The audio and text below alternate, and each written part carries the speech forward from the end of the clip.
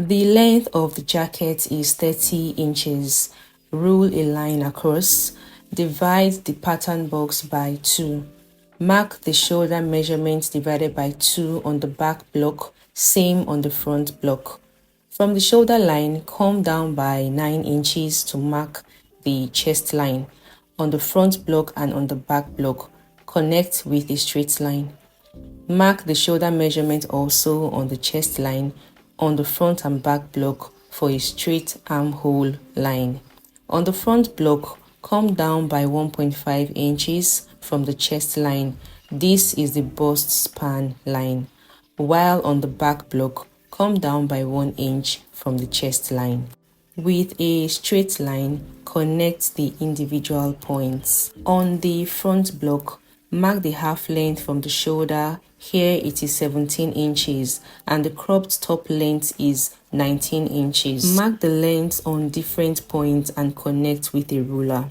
Mark the back half length. Here it is 15 inches. Rule a line across. The full length for the back becomes 28 inches. Also rule a line to connect these points. On the shoulder line on the front block, mark the neck width standard of 3 inches. Do same on the back block from the center back, and the neck depth on the back block is 1 inch, while the neck depth on the front block is 3 inches. Connect the front line with a curve and same on the back block. At the half length on the back block, come in by 1 inch from the center back for the back tightening. Do this from the half length. Come down by 9 inches, which is the hip line. Connect from the back tightening points on the half length to the neck depth, and from there also to the hip line as shown. On the armhole on the front block, go up by 4 inches from the chest line. Repeat same on the back armhole line. At this midpoint on the back armhole, go in by 0.5 inch, and at the front block, come in by 0.75 inch. Connect a straight line from the mid armhole on the front block to the shoulder tip, and repeat same on the back block as shown. On the chest line at the front block, place the bust circumference divided by 4. On the waistline, place the waist measurement divided by 4. Come down from the half length by 9 inches to get the hip line. Rule a line across. Create the hip line for the back block as well. On the hip line at the front, place the hip circumference divided by 4. Same inches on the hemline as shown. At the back block, place the hip measurement, same at the hem. On the waistline, place the waist measurement from the new center back line and also on the chest line.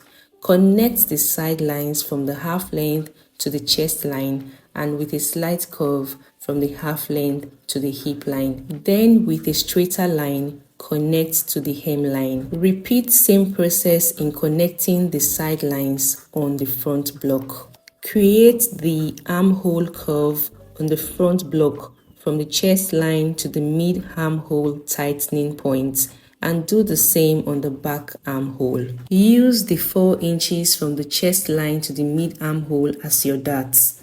Place this on the bust span line from the center front, on the half length line and on the hip line.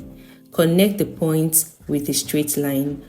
On the half length, open the dart legs by 0.5 inch on both sides of the dart line. Connect from the bust point to the dart legs on the half length line, and from the half length to 2 inches before the hip line as shown. On the back block, mark the dart line from the main center back. This time use 5 inches instead of 4 inches for the darts. Mark this on the half length and on the hem. Connect with a straight line. On the half length, open the dart legs by half an inch on both sides of the dart line. Connect the markings as shown to the half length. Come down by 6 inches from the half length. Here the dart connection stops. Place a fresh pattern paper on the center front as shown. Secure it down with a paper tape. From the original center front line, Mark out 4 inches as shown on different points. Connect with a straight line. Extend the shoulder line as shown, labeling the chest line, the nipple to nipple line, the half length, the cropped top length line, the hip line, and the full length. We move over to the extended border. Come down from the shoulder line by 3 inches to extend the neckline depth as shown. Mark the neck width of 3 inches upward. The collar height is 4 inches. Create a square shape here. Move out by 0.5 inch from the collar width as shown. Create a slight curve from the neck width. From the top of the collar line, go up by 0.5 inch. Connect a straight line like so, forming sort of a 90-degree angle. From the shoulder line, come down by 19 inches, the cropped top length, extend the line. Connect a straight line from the neck width to the top length as shown. On the break points at the chest line, go upward by 0.25 inch, come down by 0.25 inch.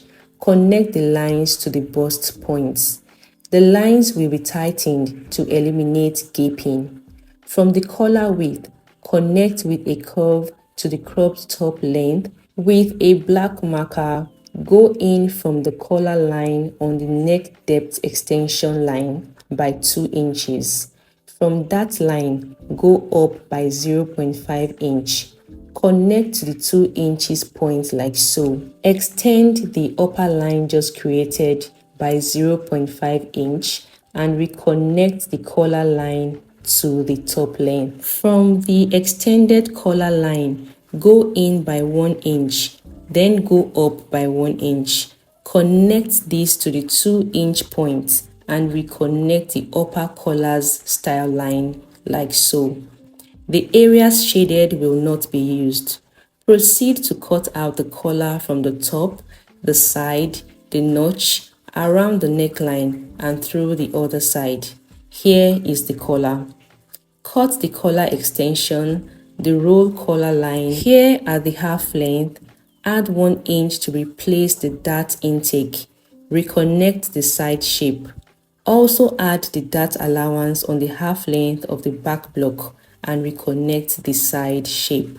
On the front block, place the difference of 2 inches between the half length of the front and the back block from the bust span line and connect the line to the bust points. Continue cutting the shoulder line, separate the dart line, stop at the bust points, close the overlap darts, realign the roll collar line, close the bust darts, take aside the back block, cut the side shape of the front block, the armhole, cut out the dart leg on the side fronts, cut out the crop top length, then cut out the dart leg on the center front.